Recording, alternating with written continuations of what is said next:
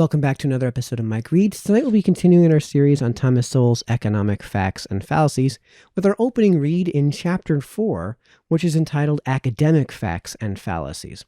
As I've mentioned throughout this series, we'll be doing this series as a parallel read with Henry Hazlitt's Economics in One Lesson. So I'll put a link in this video's description to that series so you can follow along there as well. As I've also mentioned throughout this series, at the end of each read, I'll be doing an analysis and review of each read. So I'll put a timestamp in this video's description so you can jump straight to the analysis and review if that's how you'd like to go about this. I should also mention that Chapter 4, and especially this read in Chapter 4, is very long, so this chapter will have to be broken up into several reads. Throughout the course of this chapter, the chapter is broken up into several sections. Each section is in some cases broken up into further subsections. So I'll let you know as we go along when we get to those points, and I will make sure to timestamp each section break and each subsection break in the description of this video so you guys can follow along that way too. As I've mentioned, today's read is going to be a very long read, so I've got my water with me, so you'll have to excuse me if I have to take a quick water break, and you'll have to bear with me because, like I said, this is going to be a fairly long read. So let's dive right on into today's read, which is Chapter 4, Academic Facts and Fallacies. This chapter leads with a quote, as Thomas Sowell's chapters always do. Most universities are nonprofit. There is no bottom line. Did Yale have a good year in 2004? Who knows? Its stock is not traded. Administrators and faculty are not rewarded for increasing profits by reducing costs or improving product quality. That quote is from Richard Vedder. Colleges and universities operate under different incentives and different constraints from those of businesses, which must earn enough from the sale of their goods and services to sustain themselves and earn an income for those who invest in them. Only part of the income that sustains academic institutions comes from the tuition that they charge students. For a major research university, research projects and endowment income can bring in much more money than they receive from student tuition. Harvard's income from its endowment of more than $25 billion is undoubtedly much larger than the tuition paid by its students. Institutions of higher education supporting themselves and earning a return on their investment from the tuition of their students, such as the University of Phoenix, are a recent and very exceptional phenomenon in a field where most colleges and universities are nonprofit enterprises. American universities are usually ranked among the best in the world, based primarily on having some of the best scholars in the world on their faculties, even if many of these top scholars are from other countries. As the British magazine The Economist put it, quote, many American universities have big endowments, end quote, which, quote, allow them to lure the world's best academics, end quote. While Oxford and Cambridge are Britain's best endowed universities, their endowments are exceeded by 6 American institutions, with Yale having more than twice as large an endowment as Oxford or Cambridge, and Harvard having more than 3 times as large an endowment. The net result? Quote, leading British academics earn around half of what their counterparts in America get. Their teaching loads are heavier and their administrative tasks more arduous, end quote. Differences in the way that institutions function and differences in the conditions for their financial survival create differences in the incentives that influence their behavior. Many people think of nonprofit organizations as free of selfish motives and therefore dedicated to the well-being of others, including society at large. However, that assumption is seldom subjected to empirical tests. Nor does it survive such tests very well when it is. Back in the 18th century, Adam Smith, himself a professor, pointed out how the faculty of endowed academic institutions are enabled to indulge themselves in ways that they would not be able to in an enterprise dependent on its performance for its survival. Having an endowment means that an institution does not have to earn its way by the sale of goods or services to a satisfied clientele. The special economic factors in academic institutions affect not only the faculty, but also the way that colleges and universities as institutions handle their costs and the education of their students. The faculty. College and university faculty are both labor and management. They both work for the academic institution and determine most of its policies regarding curriculum, hiring, and campus rules. Few academic presidents can survive in office if most of the faculty are opposed to him or her. When General Dwight David Eisenhower became president of Columbia University after World War II, he once referred to the faculty as quote-unquote employees of the university, whereupon a professor rose to inform Eisenhower, quote, "We are Columbia University," end quote. The high levels of expertise required in many academic fields means that the only people competent to make fundamental decisions in those fields are the professors of those subjects. No university president or dean could possibly be competent to decide what courses or course contents should be taught in chemistry, mathematics, economics, physics, and many other fields. Nor could any given academic administrator know how to evaluate the knowledge of people being considered to be hired to teach in each of the wide range of disciplines at even a small college, much less a large university. The principle of faculty self-governance is therefore central to the operation of an academic institution. Moreover, that principle has been extended over the years to apply to many things outside the areas in which professors can claim special expertise, so that faculty opinion influences or controls institutional policies on things ranging from whether students will be allowed to enroll in ROTC to who can be invited to give commencement addresses. In these areas outside their expertise, including areas in which there is no such thing as expertise, professors can simply indulge their personal prejudices at no cost to themselves. Thus, the provost of Stanford University reports faculty members urging the university to refuse to accept donations from oil companies or other businesses or government agencies that particular professors dislike. Legally, the ultimate authority at a college or university rests with the Board of Trustees.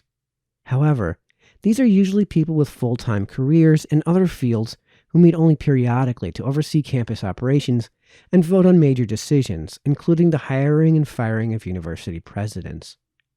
A survey by the Chronicle of Higher Education found that 42% of trustees spend 5 hours or less per month on their duties on the Board of Trustees, and only 23% spend 16 hours or more per month. About half are from the world of business and less than 1/5 work in education. In short, most trustees have neither the time nor the personal experience to either monitor or evaluate campus activities closely. Because of tenure, trustees cannot hire and fire the faculty, but must deal with them as a fact of life. Given these circumstances, it is not surprising that, over the years, boards of trustees have usually been increasingly guided by what the faculty want. It is the path of least resistance, and there are few countervailing incentives to do otherwise. Academic faculty are unique not only in having managerial authority, as well as individual autonomy in their work assignments, but also in the nature of the arrangements for their careers. Such arrangements as lifetime tenure are made possible by the fact that most colleges and universities are non-profit organizations. Not only is tenure virtually unknown in commerce and industry, profit-making colleges and universities such as the University of Phoenix or Strayer University seldom offer tenure. The rationale for tenure is that it provides security of employment for the faculty and therefore enables them to have academic freedom in teaching and research without fear of retaliation for their views or approaches. However, what the actual effect of tenure is depends on the incentives and constraints it creates for the institution and for the individual faculty members. Teaching. The extraordinary protections and prerogatives of faculty members permit not only much self-indulgence, but even corruption. For example, professors are expected to select textbooks for their classes on the basis of what would best promote the education of their students.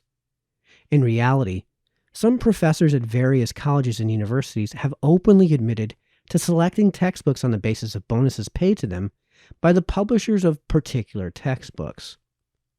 According to the Chronicle of Higher Education, quote, "The average college student spends $450 a year on textbooks. That student coughs up the money assuming the books listed as quote-unquote required reading have been selected by a professor concerned with what's best for the class. Yet what goes on behind the scenes between professors and publishers might make students question whether anyone has their interests at heart. Interviews with top publishing executives, textbook sales representatives, and professors across the country reveal a pattern of ethically questionable financial arrangements between deans and publishers, of kickbacks masquerading as royalties, even of professors being paid thousands of dollars to adopt a book."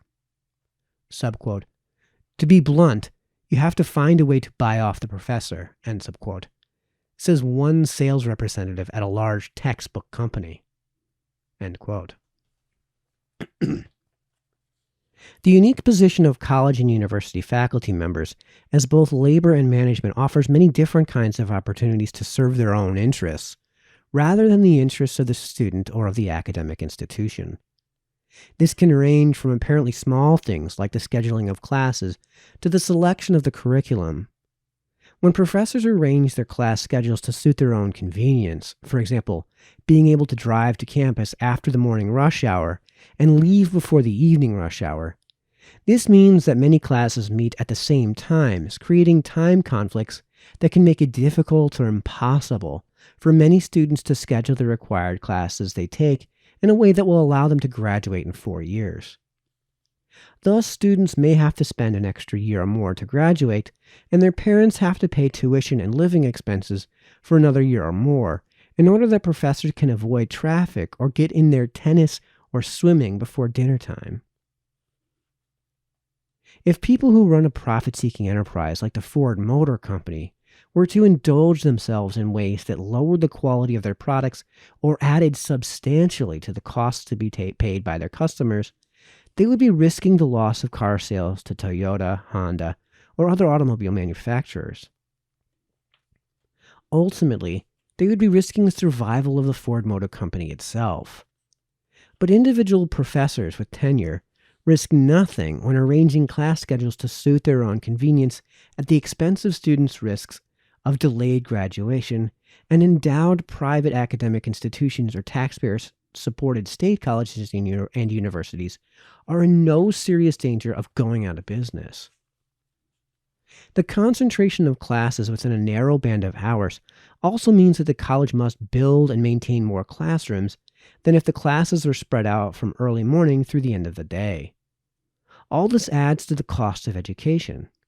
Stanford University's provost, for example, complained of quote-unquote wastes of space and quote-unquote unused classrooms and said, quote, "Walk around and see all the empty classrooms that you'll find at most hours. But the way we currently schedule classes makes it very difficult to fit all of the classes into the classrooms that we have," end quote. Such needless costs could be fatal to an ordinary business operating in a competitive market, because competing businesses could avoid such costs and sell the same product or service cheaper, taking away customers. But colleges and universities are insulated from such consequence in a number of ways. Private academic institutions have endowments whose dividends and interest can subsidize inefficiency, and state colleges and universities have the taxpayers to do the same. In either case, those whose money provides the subsidy are seldom in any position to monitor the efficiency with which that money is used. Moreover, such organizations as the American Association of University Professors and accrediting agencies protect existing practices from competition by condemning less expensive alternatives as educational quality deterioration.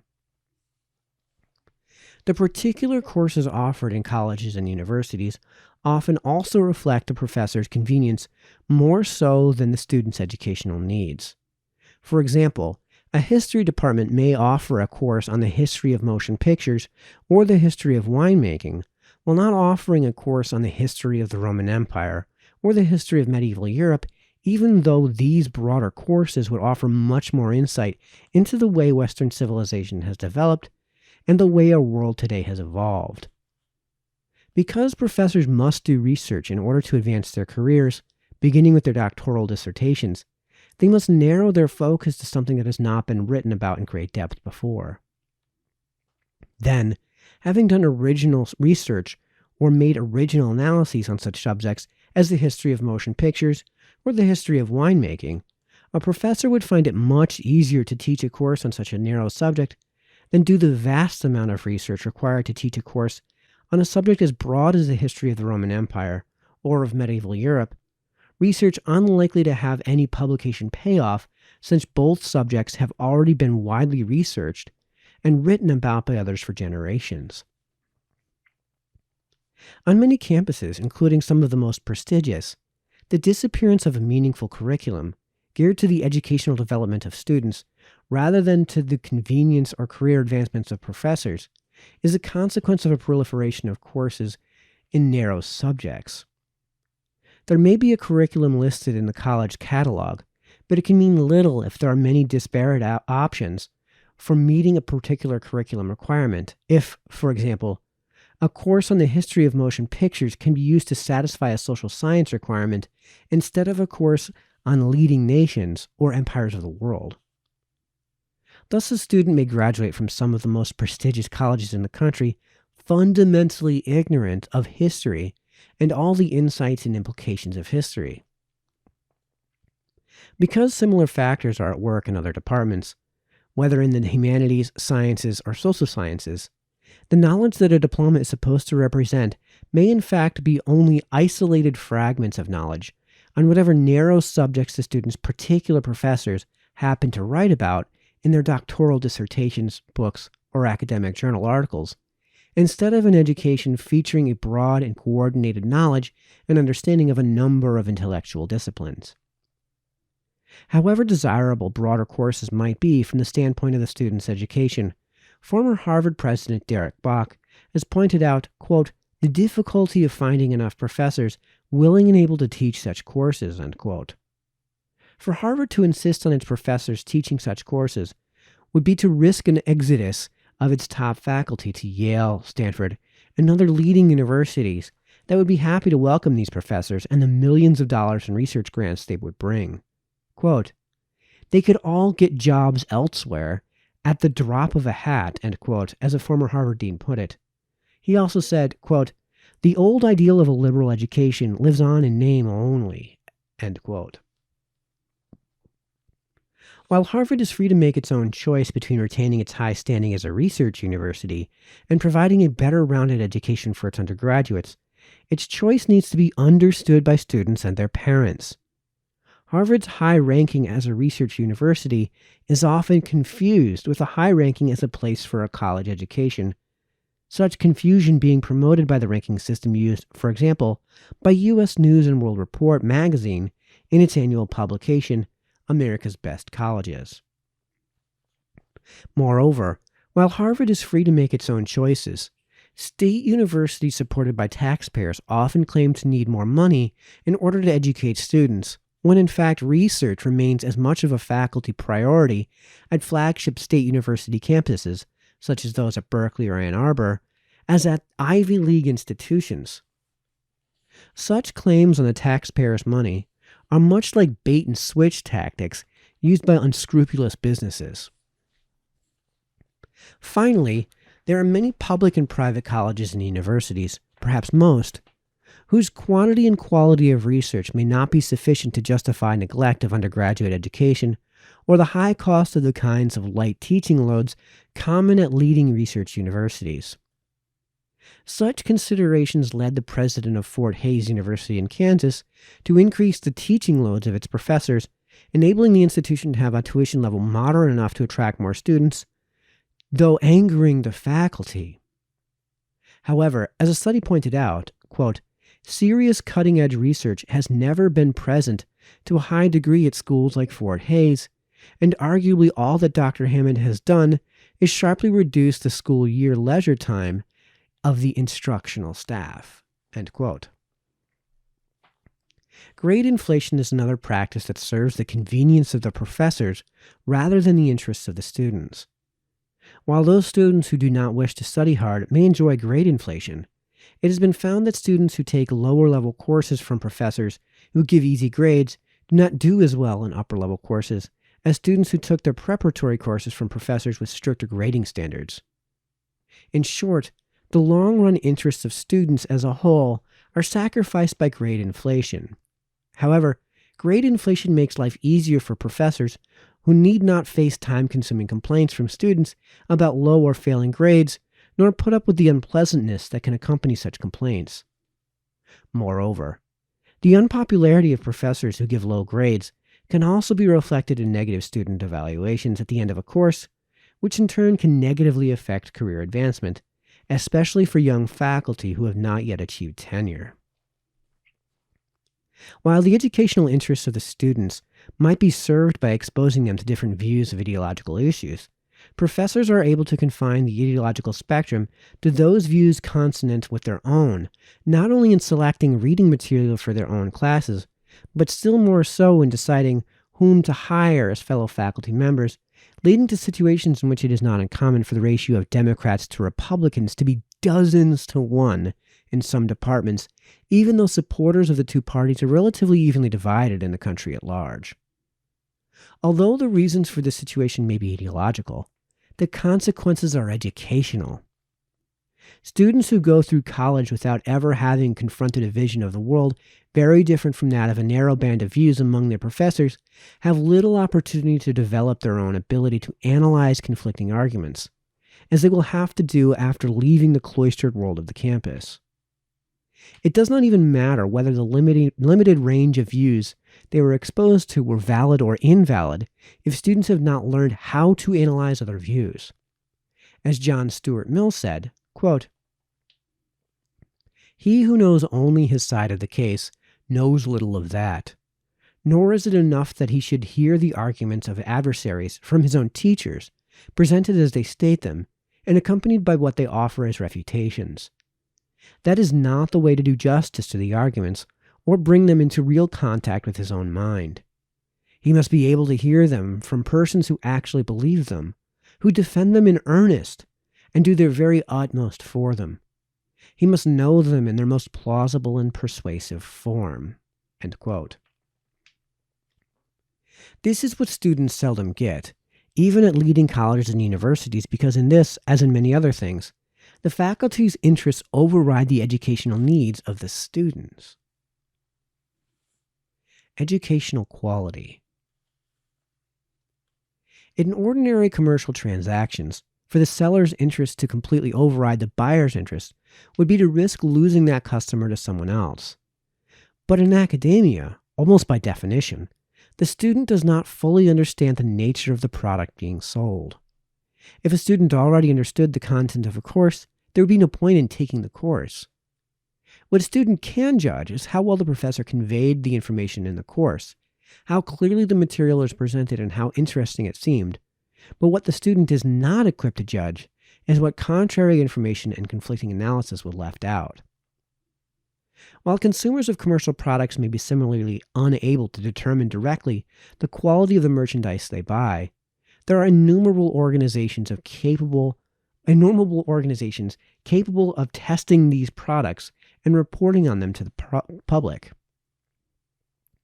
These include not only organizations which test and publicize their findings on a wide range of products, such as Consumer Reports and Good Housekeeping magazines, but also specialized organizations and publications that evaluate stereo equipment, automobiles, cameras, hotels, cruise ships, and innumerable other products and services. The closest analog for evaluating the quality of academic education are the annual rankings of colleges and universities by U.S. News and World Report, but these rankings have not only been widely and severely criticized, growing numbers of colleges are refusing to supply the data used in such rankings, which itself undermines the validity of the rankings, regardless of the merits of the criticisms.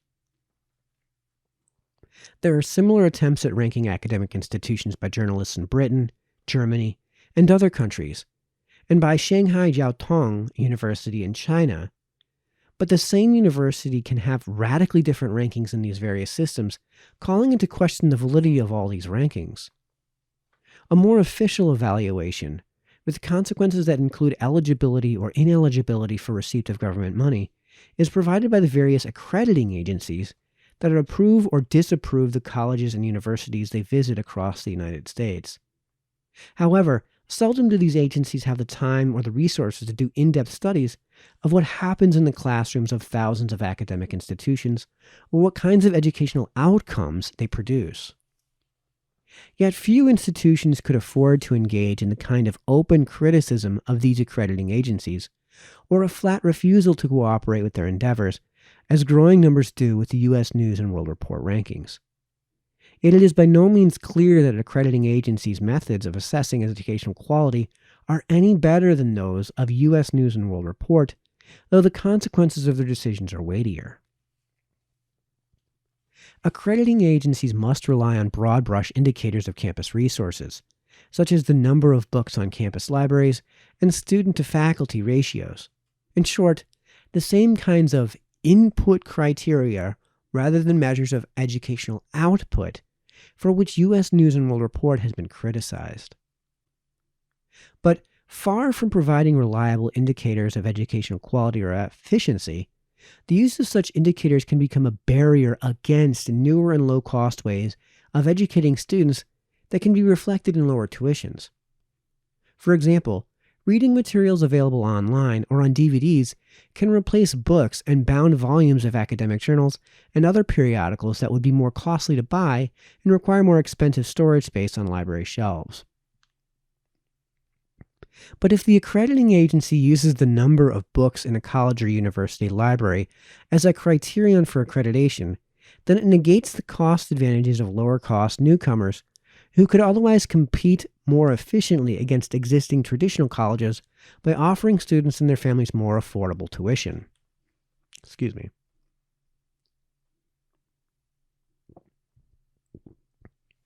There are also ways of economizing on the number of faculty members, but here too, accrediting criteria can protect existing high-cost institutions from the competition of lower-cost newcomers. If student-to-faculty ratios are among the criteria for accreditation, then a university with many professors engaging primarily in research, with these professors graduate students doing most of the teaching of introductory courses, has a better chance of getting accredited than a new institution set up specifically for teaching, whose professors have heavier teaching loads and are not expected to spend much time doing research. Thus, an institution where the crucial introductory courses are taught by professors rather than graduate students will look worse in terms of student-to-faculty ratios, since their professors have heavier teaching loads, even if class sizes are no larger than at institutions with lower student-to-faculty ratios. There are other innovative ways of economizing on the use of faculty which can lower costs, but which can also lower the prospects of an institution's being accredited. Some law schools, for example, hire many practicing attorneys and judges to teach part-time in their respective specialties, such as estate law or antitrust law, while having a relatively small number of full-time, tenured professors who teach such broader and more fundamental courses as constitutional law. Some judges and lawyers are willing to teach an evening course in their particular specialties for modest pay and may be quite knowledgeable and up to date with those specialties, without being the kind of academic scholars who publish in law journals and become professors at prestigious law schools. Inexpensive faculty and modest campus physical facilities enable such institutions to charge far lower tuition than more traditional and accredited law schools charge. The American Bar Association, however, has refused to accredit a number of law schools run this way, even when most of these law schools' graduates are able to pass the bar examination on the first try. The existing accreditation of the University of Colorado's law school was threatened, despite the fact that 92% of its graduates passed the bar exam on the first try, which is not only higher than the national average, but higher than the percentage of graduates from prestigious law schools at Harvard and Yale who pass on the first try. According to the Denver Post, quote, An accrediting association for law schools has renewed its concerns over the University of Colorado's inability to construct a new law building in the absence of state funding. The Chicago-based American Bar Association is requiring Colorado University President Betsy Hoffman and incoming law dean David Getches to appear before its accreditation committee in January to show why the law school shouldn't be placed on probation or removed from the list of approved law schools. The American Bar Association is also asking Colorado University to explain a lack of minority and female faculty, and says it is concerned about the number of courses taught by adjunct professors, lawyers teaching part-time, according to a letter sent by the Bar Association to CU. In addition, Colorado University ranks low for annual expenditures on law library materials. Its $1.7 million is $1 million less than the average, according to the American Bar Association. End quote. As is common with accrediting organizations, all the things cited as factors in the American Bar Association's accreditation decisions are inputs into the educational process rather than the output of qualified graduates. But efficiency consists precisely in turning given inputs into more or better output. In the case of a law school, there is an external and objective measure of output quality, the ability of its graduates to pass the bar exam.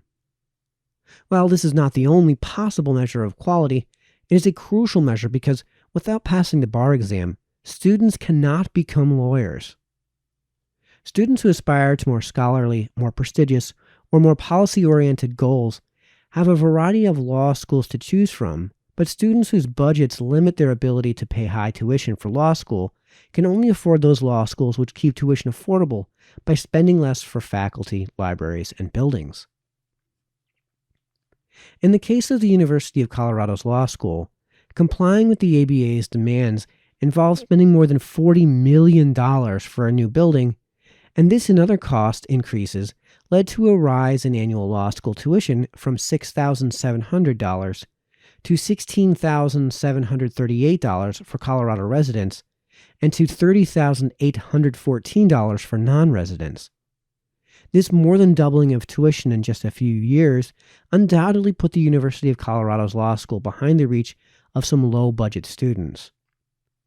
It also protected high-cost law schools from the competition of the University of Colorado Law School's previous low tuition and made it more difficult for other low-cost law schools to rise to compete with high-cost law schools.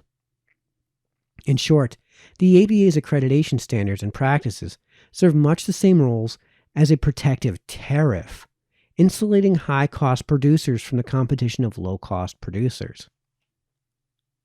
A commission report to the U.S. Department of Education criticized the ABA's accreditation practices for, quote, continuing to seek to dictate operational policies such as terms and conditions of employment that are unrelated to the quality of learning, institutional effectiveness or integrity, add unnecessary costs to the student and the public, and intrude upon institutional autonomy, end quote. Few law schools could risk operating without accreditation, as the National School of Law has done, depending on its low tuition to attract students and depending on its graduates' ability to pass the state bar exam to maintain the institution's reputation. While graduates of the National School of Law who have passed the state bar exam can practice law in Tennessee, and many have gone on to successful careers there, their law degrees from an unaccredited institution may not be accepted everywhere else. A scholarly study of the ABA's accreditation practices in general concluded, quote, the economic impacts of law school accreditation are shaped both by the accreditation process and by the ABA's substantive standards. The process and standards may or may not increase the quality of legal education. However, a main impact of the process and standards is to increase salaries and benefits for existing law school faculty. The process and requirements provide benefits to faculty directly. They directly require high salaries, short working hours, and ample benefits. In addition, the process and requirements provide benefits indirectly by erecting daunting barriers to entry for new law schools and faculties, and so reducing competitive pressures, end quote. Although the ABA standards are ostensibly aimed at maintaining educational quality, its actual effect in that respect is by no means obvious, while its effect as a protection for existing traditional law schools and especially for professors at these institutions is far more visible. The same study noted, quote, "The Association of American Law Schools each year administers a hiring conference for law school faculty. Over the last 5 years, 5,642 people have applied through the AALS recruiting process for faculty positions at law schools. Only 638, or 11.3%, of them got jobs. Many of these people might be willing to work for less than those who already have jobs. As members of recruiting committees often note, many of the unsuccessful applicants are more qualified than existing faculty, with degrees from more prestigious institutions, better law school grades, and more publications." While law schools are unusual in that there is an independent, objective, and career-relevant test of their graduates' education, and therefore a check on the relevance of the accrediting agency's criteria, other accrediting agencies for colleges and universities tend to have input criteria, much like those of the ABA, with little or no regard to output quality, and with similar indulgences of the preconceptions of members of the accrediting agency. As the American Council of Trustees and Alumni reported, quote, "Sometimes accreditors insist that the college's academic goals be subordinated to the accreditor's own social vision.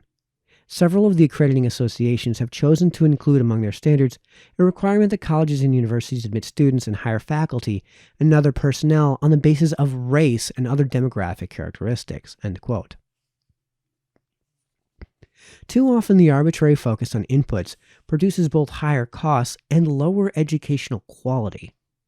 As the same report noted, quote, "Accreditors sometimes apply recipes for educational inputs that result in misallocated resources or even undermine educational outcomes. For example, some accreditors have demanded low faculty teaching loads. Campbell University in North Carolina was placed on probation because its standard faculty teaching load was 15 hours per week. The accreditor insisted that 12 hours was the maximum acceptable load, so the school solved the problem by consolidating class sections.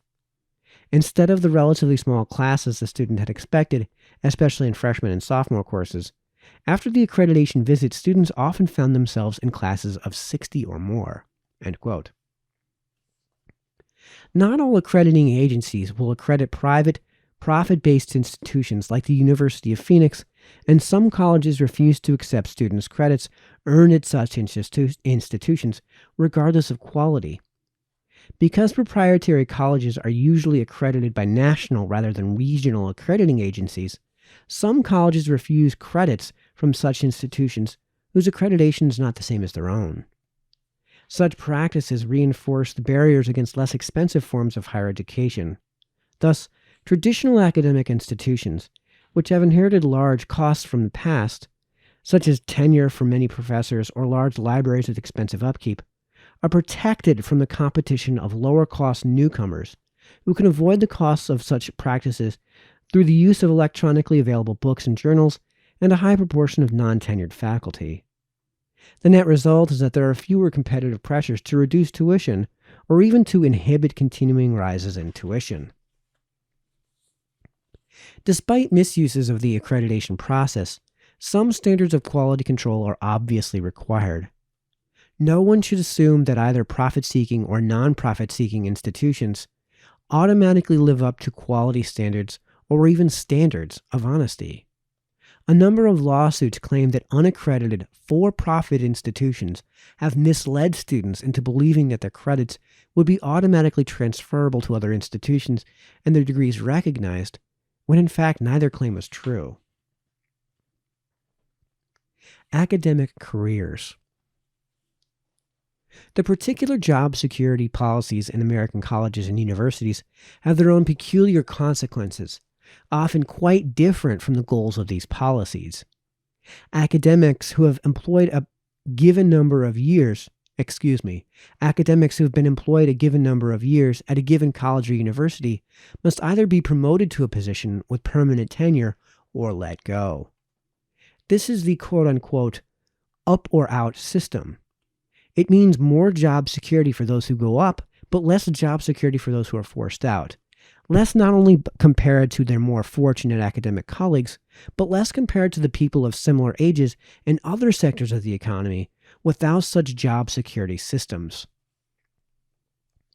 Because academic job security systems leave colleges and universities with long-term commitments that can easily exceed $1 million for each tenured faculty member, this can lead to more stringent requirements for continued employment than if no such commitment were implied. Untenured faculty members whose current work is perfectly satisfactory will often be let go, not have their contracts renewed, is what that means, when time comes for the quote-unquote up or out decision, when there is not yet sufficient evidence to be confident that this person will in future years progress to the higher performance levels expected of senior faculty members, notably in scholarly research. In the absence of this up or out system, people who are perfectly satisfactory as assistant professors could continue to be employed as assistant professors, while others could progress onward and upward to become associate professors or full professors at whatever time their work merited such promotions, whether that was before or after the number of years established for making up or out decisions under the current system. Those who never reached the higher levels of performance required for such promotions could nevertheless continue to be employed at their current level so long as their work was satisfactory at that level.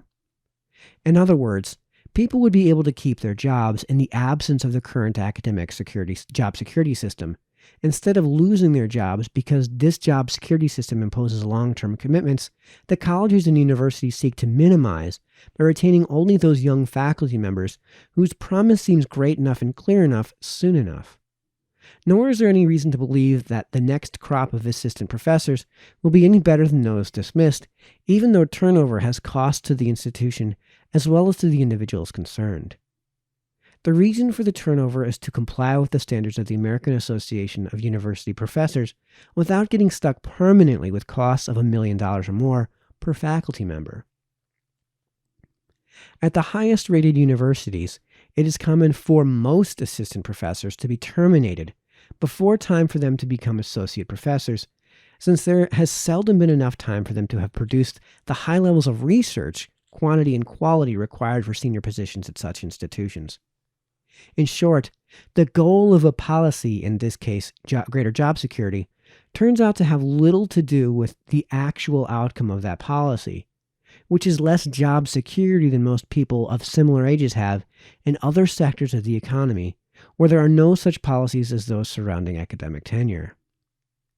This academic promotion system also helps explain a common but paradoxical phenomenon at many universities: the outstanding young teacher who is terminated, often to the consternation of his students, who may even mount organized protests, usually in vain. A former dean at Harvard noted, quote, "the widely held undergraduate opinion that their favorite teachers are systematically denied tenure," end quote. It is even more common on some campuses to hear the quote-unquote Teacher of the Year award referred to as quote-unquote the kiss of death for young faculty members. That is because the outstanding teaching is very time-consuming in terms of creating high-quality courses and preparing outstanding lectures in these courses, as well as giving individual attention to students who may be having trouble understanding the material in the course. This often leaves insufficient time for a junior faculty member to do the amount and quality of research required for getting tenure at a top university. Such institutions often fill their senior positions by hiring those people who have already produced the requisite quantity and quality of publications somewhere else. The top-level universities in prestige, based primarily on research, are usually top-level in faculty salaries as well. Full professors at Stanford, Princeton, and the University of Chicago each averaged more than $160,000 per year in academic year 2006 to 2007, and full professors at Harvard averaged more than $177,000.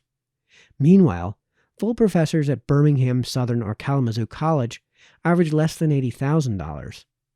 None of this, however, indicates where a student is likely to get the best undergraduate education. All right, that concludes the read for tonight. Now on to the analysis and review part of the video. All right, welcome to the analysis and review part of the video. So before we actually get started with the analysis and review, we do need to go over just a little bit of housekeeping before we get started. First things first, this was a huge read, so I'm not really going to have any quotes to give you. And also, they're smattered throughout so often that it shouldn't be necessary to make the points that he's making with this part of the chapter, with this read. Also, in addition, because it's such a long read, I want to try to make this analysis and review as concise as I possibly can. I don't know how that's going to work out to, but because of that, we're only going to focus on 2 points, which are the 2 major points that he brings up in this part of the read. Some other things that we need to bring up before we go over analysis and review is that this was written in 2008, so his take on certain points like the causal link between student-to-teacher ratios and outcomes has changed over the years. And I think that if we were to get a more honest take on him on some of these points today, when it comes to the role of the political divide that he brings up, he mentions in passing in this read, I think he would spend a lot more time on that. And what he has in later reads described as a bit of an indoctrination process going on. Which I'll mention briefly. He does mention that to a lesser extent in the high school level in Thomas Sowell's Charter Schools and Their Enemies, which I did review on this channel. So I'll put a link in this video's description to that review, and I'll be bringing that up in just a moment too. So the other thing that we need to take care of is that I'm not going to be focused on the minute points. And there are a lot of these that he brings up. And quite honestly, these are kind of the weaknesses of that read, and we're going to find is the weaknesses of the chapter in general, which to me is probably one of the weaker chapters in the book. I mean, it would be kind of like saying Magical Mystery Tour is one of the weaker Beatles albums. It doesn't make it a bad album by any means. It's still a 10 out of 10. And whenever you discuss the Beatles albums, you kind of have to have a Beatles adjusted scale. Otherwise, everything's just a five star with a handful of 4 stars here and there. So some of the minute points that he brings up are the specifics about spending and where he believes that the best allocation for that type of spending is. And the basic way he describes some of this spending are points I'm not really going to focus on too much. The necessary effectiveness of for-profit universities. He kind of alludes to a necessarily more effective setup with for-profit universities. And he kind of makes the illusion that for-profit universities are necessarily better universities, at least for the buck, than nonprofit universities. This is a point I actually disagree with, but he doesn't really spend much time on this. And again, it takes away from the major point of the read, which we'll get into in a second. He does kind of allude to the necessary weaknesses of nonprofit organizations rather than for-profit organizations. Now, again, here I kind of disagree with him. If the purpose of an organization is to be charitable, then obviously there's no point in it returning equity to its owners, because there are no equity owners necessarily to return the equity to. So that's a larger discussion that we could have over the course of, say, a 20-minute review. And the other thing is that some of these points he kind of walks back throughout the course of the read, and since his position on these topics has become a little bit more, we'll call it, opaque. So it's not clear exactly what his position is on those topics in the specific in 2020. He doesn't make a lot of empirical claims, which I consider, as we're going to do a bit of a review, they're a kind of a weakness of this part of the read. And we'll get into that more and at the end, towards the end of this review, and the analysis. But there aren't a lot of empirical claims, but when it comes to the empiricism of the claims that he makes, again, this isn't the focus of the actual read. He's mostly not making empirical claims, which, like I said, I consider a weakness. And this is kind of in stark contrast to how he handled Charter Schools and Their Enemies, which just came out in 2020. And I did a very thorough review of it. And to be honest, on this topic, this is actually a better book. And the short version of the review is that Chapter 2 is the actual case study. He actually does his own primary, we'll call it primary research, primary meta-analysis itself. And the chapter's like 70 pages long, and the whole book is like barely 200.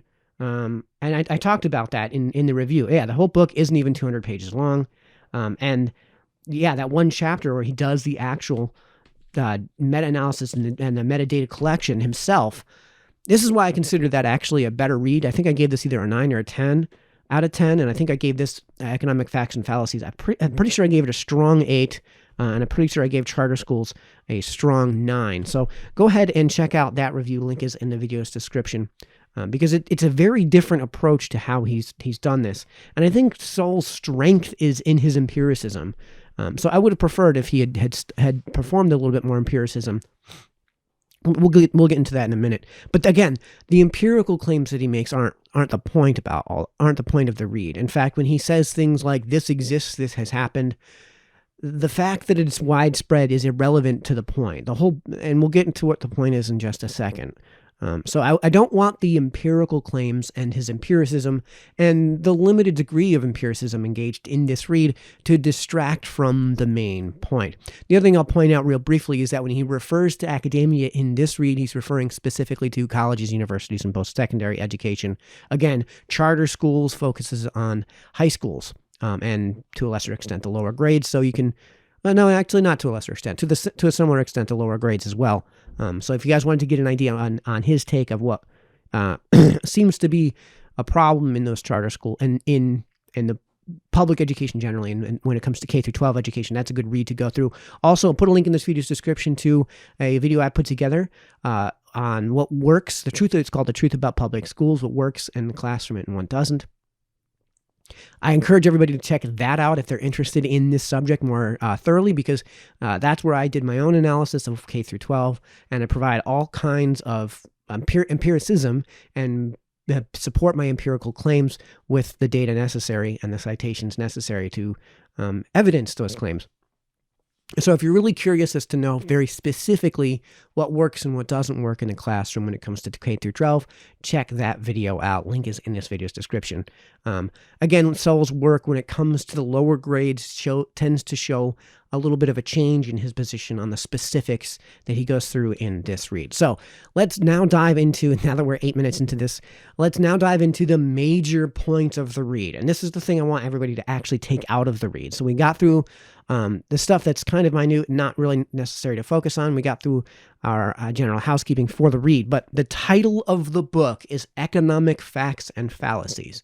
So what he's doing with this read is focusing on in post-secondary education when it comes to the faculty, where there have been fallacies. And I wish he would spend more time on why they're fallacies, but how these fallacies tend to manifest. He points out the fallacies, points out how the fallacies tend to manifest, and then he does touch up on why they're fallacies. Now, I wish he would spend more time, and this is where the empirical side of things would come out, the empiricism would come out. I wish he would spend more time on the why these are fallacies, as he does in other chapters. He spends a lot more time on the why the fallacies are fallacies themselves. But the main point that he's making with this is that when you don't subject commodities, be they tangible goods or services, to market influences, or you shelter commodities from responding to market influences, prices go up and quality goes down, and supply tends to decrease. The quantity of supply tends to decrease too. So you're losing in all three aspects of and this is something I talked about on a previous read, and I'll link to that in this video's description. It's the triangle of business. You can have quantity, you can have quality, you can have price. Unless you innovate and substantially change the demand curve itself or the supply curve itself, there is no way to have all three. You can have two, quantity, quality, and price, but you cannot have all three. And I related this to actually the college trifecta, which is you can have sleep, you can have fun, or you can have good grades. You can't get all three, but you can get two. So I'll put a link in this video's description that explains that in further detail.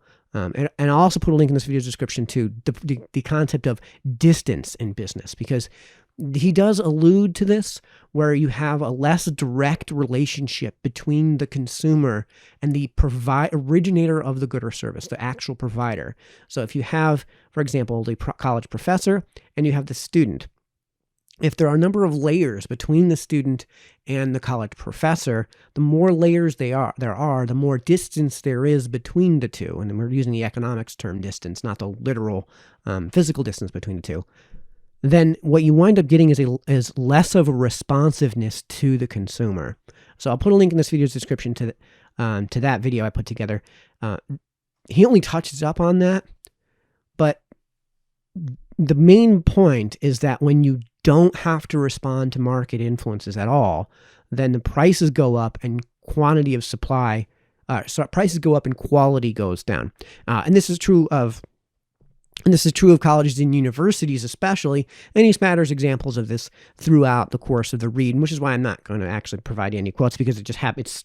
It's nonstop throughout that course of that read. What he's basically describing in many of this is the effect of guilds. So where you have basically trade unions that protect the people within the trade from having to respond to market influences. So in this case, Smith actually talks about this in The Wealth of Nations. I'll put a link in this video's description to my series on that, because I did read that for everybody on this channel. He spends a lot of time explaining why it is that these guilds who protect the people within the guilds do provide a benefit in the very short term for the people within the guild, but hurt everyone else and even hurt the people within the guild in the long term. And it hurts everyone else in the short term and also in the long term. It hurts the people in the guild in the long term, and that you are better having a situation where you have a direct relationship between the provider of the good or service and the consumer. However, there are points where there is a place for the middleman when it comes to delivery of a good or service. However, the point is that if you have these government protected, if you have these protections with the threat of force against market influences, then you tend to remove a degree of voluntarism. You tend to make the transaction less voluntary.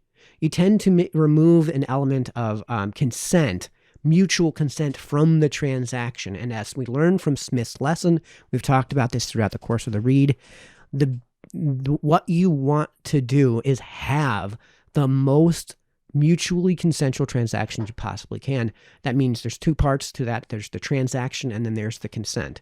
And everybody is benefited by that. So I highly encourage that read if you're really into kind of a long and drawn out read. It took 100 reads to get through that. And the book is 1,200 pages. But yeah, that's something to look into. Adam Smith talks about that a lot in book 1 of that read. So maybe you want to just skip to book 1 and not read the rest of that if that's how you'd like to go about that. But what Sowell is basically referring to is the effect of guilds in these markets. And this is why you tend to see prices for things like these institutions that he mentions briefly tend to increase it far in excess of the CPI. Now, I explained in greater detail why that's the case in my series on interference. So again, I'll link to that in this video's description as well. And you'll see how when you have the natural order of things, which is mutual consent between all parties to a transaction, prices in the nominal tend to decline. We talked about that in previous reads, which I don't remember which read it is, but we did talk about how, like with things like televisions, how much does a cathode ray television go for today? You can't sell it to anybody for any price. In fact, you'll probably have to pay somebody to take a working cathode ray television off of your hands, unless you're selling it to a super niche market, which is Melee players, Super Smash Brothers Melee players who are competitive Melee players and who need the cathode ray tube in order to have the perfect responsiveness that they're looking for in tournament play. The other thing, so of course, when it comes to who benefits, the people that oftentimes one of the fallacies that's brought up is that it benefits the people within the guild. Yes, in the very short term, but also it hurts the society as a whole to have these governmental protections, which is something that Henry Hazlitt actually goes into quite a bit of detail. And it's basically the broken window fallacy, where you're only able to talk about and see what's immediately in front of you and not what's goes beyond the broken window itself. And he talks about that in great detail in our parallel read, which I mentioned before, on Economics in One Lesson. Again, link is in this video description. You can check that out as well. One of the very important effects that removal and protection from market influences creates is the loss of meaning of prices. So what's the best way to allocate scarce resources in a market environment? Well, the answer is prices. Well, when you make the environment no longer a market environment, when you remove consent from these transactions, prices lose their meaning. So they may not be the most efficient and effective way to allocate scarce resources. They may still be the most efficient and effective way to allocate scarce resources, but they tend to lose their meaning. So what that means for the consumer is that you may be able to simply say the colleges that charge the most, the colleges that are the highest quality and caliber, will be able to get away with charging the most. And in doing so, when it comes to hiring of the teachers, and he mentions this at the very end, the teachers that are the best of the best of the best are the teachers you'll be able to hire at a higher price, which means that there will be a necessary correlation between how well a teacher is paid in that market environment versus the quality of their education. And this is actually things we've seen in even less than perfectly market environments, such as the NFL. So the NFL is a salary-capped league. However, the way that you allocate the scarce resources is still with prices. You know, you only have so many really good quarterbacks in the league, so the best of the best of the best quarterbacks are going to command the highest salary. And in fact, I can actually bring up, and I'll put a link in this video's description to this too, the current pay rate of everybody. Here are the 5 highest paid quarterbacks, and if you follow the NFL at all, this will be a pretty easy thing to understand. And if you don't, sorry, I'll try to make this brief. The highest paid quarterback in the league is Pat Mahomes. This isn't a surprise to anyone. Deshaun Watson second. Third is Russell Wilson. Ben Roethlisberger is fourth. Aaron Rodgers is fifth. How many of these guys are perennial MVP candidates? Maybe not Ben Roethlisberger. But how many of these guys are guys that any team would pay anything for? Especially Pat Mahomes, who is the highest paid athlete on earth and ever to have existed in terms of his actual team-based salary. Yeah, Pat Mahomes, who is the best quarterback and whom my brother has described as being, he's made the bold claim that by the time Pat Mahomes retires, he'll be considered the best quarterback ever to have played. So that's what prices allow consumers to do. Prices allow consumers to, they necessarily allow for consumers to control their own trade-off decisions. In life, there are trade-offs. We buy clothing because it keeps us warm in wintertime. There's a trade-off there. I can have the money, or I can be warm. There's no way to have both. We have to make that trade-off decision. And when the more capability the consumer has to make those decisions themselves, because because they best understand what they want and what they demand, the more command they have over their own economic and financial decisions, generally speaking, the better things are. And in fact, it's not really a generally speaking. This is the lesson from Smith. That really is kind of a law of economics. And we can talk about what happens with prices when it comes to demand elasticity. Now, this is going to get a little bit off topic and a little bit complicated here, but I'll put a link in this video's description to a series I did that is a very introductory economics lesson on demand and the effects of price floors.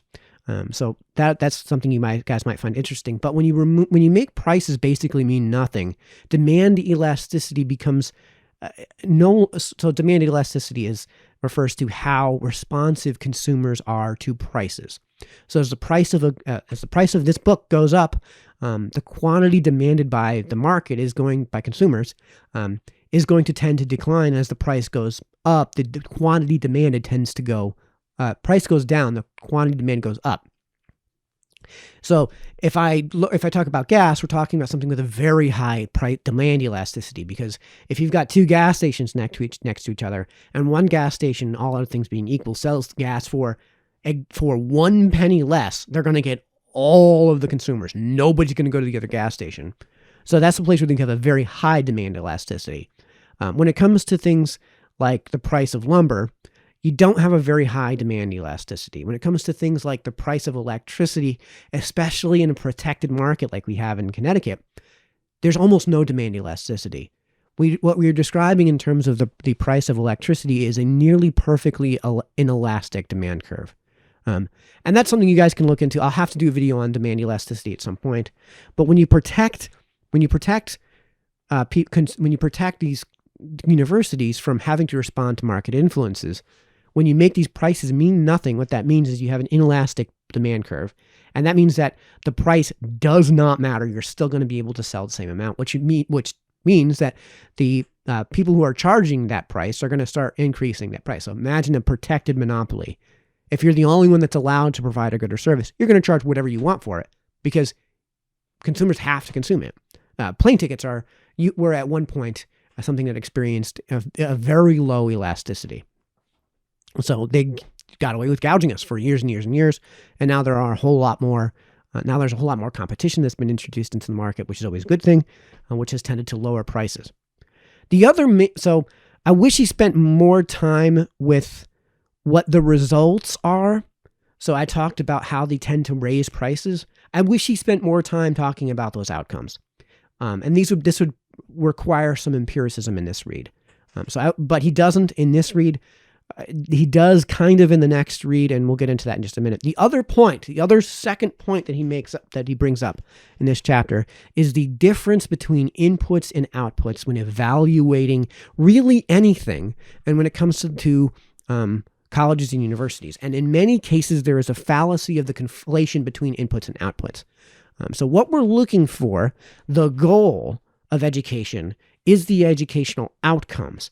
Now, I actually just did a read in Henry Hazlitt's Economics in One Lesson, Chapter 10. I'll put a link to that specific read in this video's description. Do check that out because this is a point that gets missed oftentimes when it comes to a lot of things, and especially education. So educational outcomes, when it comes to things like the high school level, you have standardized testing. So when you perform the scientific method, yes, you do have to perform testing. That's part of the scientific method. And testing doesn't test just how well people perform on that test. It tests the hypothesis. It either proves or disproves the hypothesis.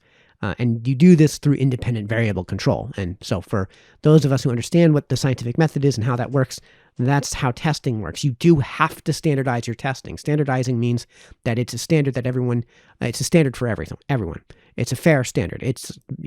Standardizing, it means standardized, and it comes to a standardized test, means you have performed independent variable control, and that it's the same test everyone is taking. Okay, so I talked about this again in my video about the truth about public spending and outcomes, the truth about public spending in education, and what works and what doesn't work in the classroom. Again, the link is in this video's description, so I go into much more detail on the specifics of that. But one of the things that is usually considered, well, let's talk about research hours. This is actually kind of an irrelevant point to the inputs versus outputs, because research hours don't really tell you anything. And they aren't even an input necessarily into what could causally be connected to outputs. It's a complete aside. So the point is about the inputs and the outputs. That fallacy doesn't actually fall into this fallacy heading.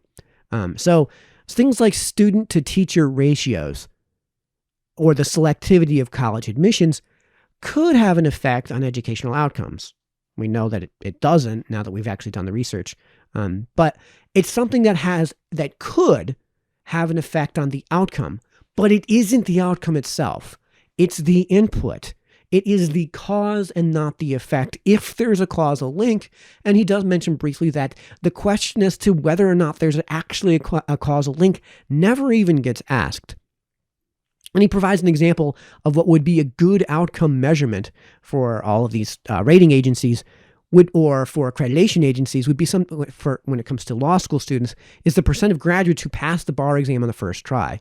This is an actual outcome, and it's meaningful because, as Sowell mentions, you have to pass the bar in order to become a lawyer. And the only reason to go to law school is to become a lawyer.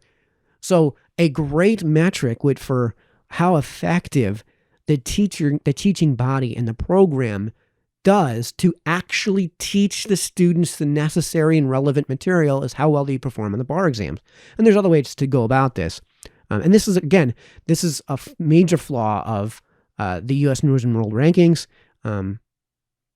where they put little effort into actually looking at the outcomes rather than the inputs. So, for example, I remember when I was reading the U.S. News World and U.S. News and World Report rankings, one of the things that was heavily weighted in how they rated these universities was how selective they were when it comes to allowing students into their programs. Well, that might have a positive correlative effect on the outcome, which is, for example, when it comes to law schools, the percent of students that pass the bar exam on the first try. But not only is that not the input itself, it doesn't necessitate the output. It isn't a necessary causal link. So not only is there not proved a causal link, we haven't even talked about if the causal link is necessary. So not only is it if A, then B. If A, then B must. So, and when you talk about if A, then B, the if is an important thing because not just A, then B. If A exists, then B must be the outcome. So there's actually two layers that we need to establish here, and we haven't even asked that question. And again, the point is that this is an input rather than an output, and that's what we should be focusing on. The other thing that to bring up is the role of prices in all of this, because colleges with better outcomes could effectively just charge more for tuition. And what that would mean when it comes to admitting, say, hyper-qualified students is that you wouldn't have scarcity, you wouldn't have a limit of the quantity of supply. So, for example, Harvard only admits a certain number of students because they can only get away with charging so much tuition. However, there may be another 1,000 perfectly qualified students who perform perfectly well, even by the admission of their own admittance standards. So, in that example, what they could do is just charge more. And then not only could they charge more, by charging more in a more market-based system, they'd have the greater resources to hire the better professors. They'd have the greater resources to provide the more necessary and important tools for actually educating the students. And in doing so, under a actually competitive market, what you wind up doing is creating more room to take on more students. And what that actually means is the students who are getting education are getting better education. So this necessarily means that the people who will be exposed to the best teachers it necessarily means that there will be more students to be exposed to these better teachers, and the teachers will necessarily be better. All right, so those are the two major points to take away from the read. Number one, that when you when you shelter a commodity from, be it a tangible good or service, from market influences, prices tend to go up, quality tends to go down, and the effect of prices is to become meaningless. The other point that he brings up is that we need to that when making a decision on the quality of an education, you have to actually look at outcomes and not inputs. So he refers to them as outputs versus inputs. The last thing I want to bring up before we close the review here, because we're getting kind of long, is a point that he doesn't actually cover, and that's the effect of federally backed aid, because that's another place where what you wind up having is a sheltering from risk when it comes to things like banks, when it comes to the university system itself, when it comes to the consumer. And he goes into great detail on that in the next read. So we'll cover that in the next section. So the next section is actually, let me get out the read here so I can let you guys know what the next read is. The next section of chapter 4 is entitled The Students. So we'll do that in our next read on economic facts and fallacies. And until then, this has been Mike, signing off.